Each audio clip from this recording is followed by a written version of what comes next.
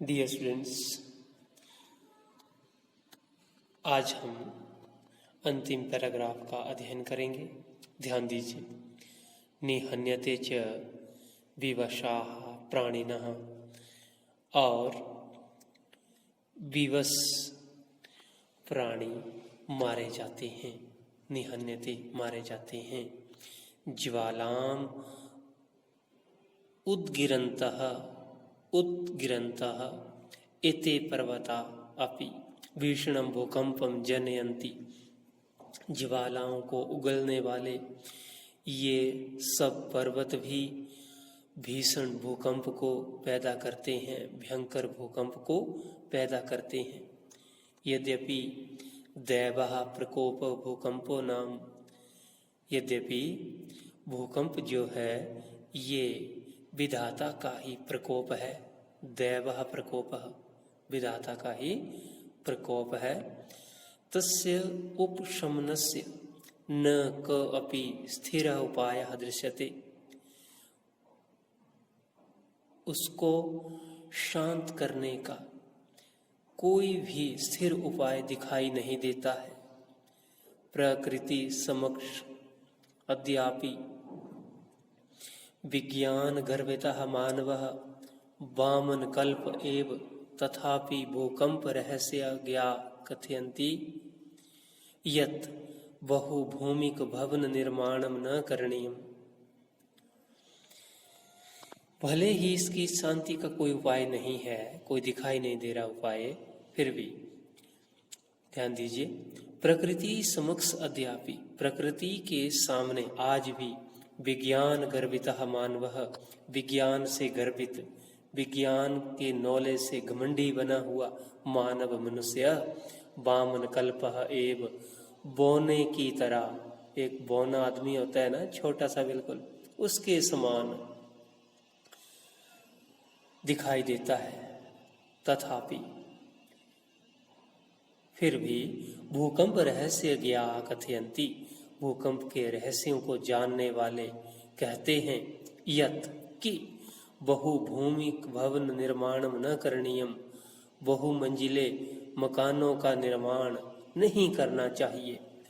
तटबंध निर्माय बृहत् मात्रम नदी जलम अपि न एकस्मिन् स्थले पुंजीकरणीयम, कि बांध बनाकर बहुत अधिक मात्रा में नदी का पानी भी एक स्थान पर इकट्ठा नहीं करना चाहिए।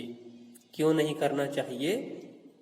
अन्यथा नहीं तो असंतुलन वशात भूकंप संभवति, नहीं तो असंतुलन के कारण भूकंप हो सकता है। वस्तुतः वास्तव में शांतानि एव पंच तत्वानि, शांत रहते हुए ही पांच तत्व कौन कौन से? क्षिति जल पावक समीर गगनानि। क्षिति होती है धरती, जल, पावक होती है आग, समीर होती है हवा, और गगन होता है आकाश। तो ये पांच तत्व जो हैं, धरती, जल, अग्नि, हवा और आकाश, ये शांत रहकर ही भूतल से, धरती का, भूतल का, योग क्षेमाभ्याम कल्पन्ते, योग और क्षेम करते हैं। योग क्या होता है? योग और क्षेम क्या होते हैं? वर्ड मीनिंग में भी आपको अलग से समझाया गया है कि अप्राप्त की प्राप्ति योग है। अप्राप्त की प्राप्ति की, जो चीजें हमें नहीं मिलती हैं, नहीं मिल सकती हैं, उनकी भी प्राप्ति हो जाती है, इसको योग कहा है। ठीक है? ये किसकी वजह से हो सकता है? जब ये पांचों तत्व शांत रहें, ठीक है, एक बैलेंस में रहें, बराबर स्थिति में रहें, तब जाकर जो है तो ये हमारे लिए क्या कर सकते हैं? अप्राप्त की प्राप्ति भी कर सकते हैं। ठीक है? और दूसरी बात है क्षेमम। क्षेम क्या होता है? प्राप्त की रक्षा, कि जो चीजें प्राप्त की हैं हमने इस धरातल पर, वो कैसे सेफ रहें, उनकी कैसे रक्षा हो। तो ये भी ये पांचों तत्व ही करते हैं, पर शर्त एक है कि ये शांत रहें, बैलेंस में रहें। नहीं तो फिर क्या हो सकता है, लास्ट लाइन में समझा रहे हैं। अशांतानि खलु तानि एव महाविनाशम उपस्थापयन्ति। अशांत होने पर खलु निश्चय ही तानि एव वे सब ही महाविनाशम उपस्थापयन्ति महाविनाश को स्थापित करते हैं, उपस्थित करते हैं।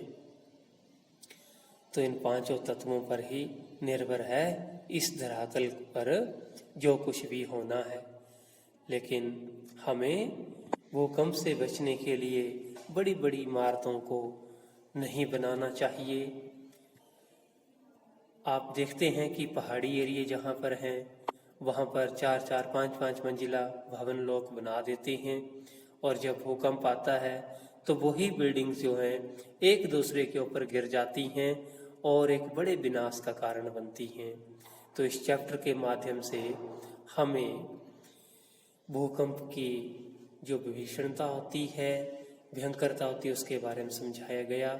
और 2001 और 2005 में जो भूकंप इस धरातल पर आए थे उनके बारे में बताया गया, उनकी भयंकरता का वर्णन किया गया। तो हमें भी जब अपने मकान बनाने हों तो भूकंप रोधी होने चाहिए और बड़ी बड़ी मंजिल नहीं बनानी चाहिए। तो ये इस चैप्टर का अनुवाद था। आपने अच्छे से लिखना है और इसको समझने का प्रयास करना है। और इस चैप्टर में जो अभ्यास में प्रश्न दिए गए हैं उनके उत्तर भी खोजने का प्रयास करना है। Thank you.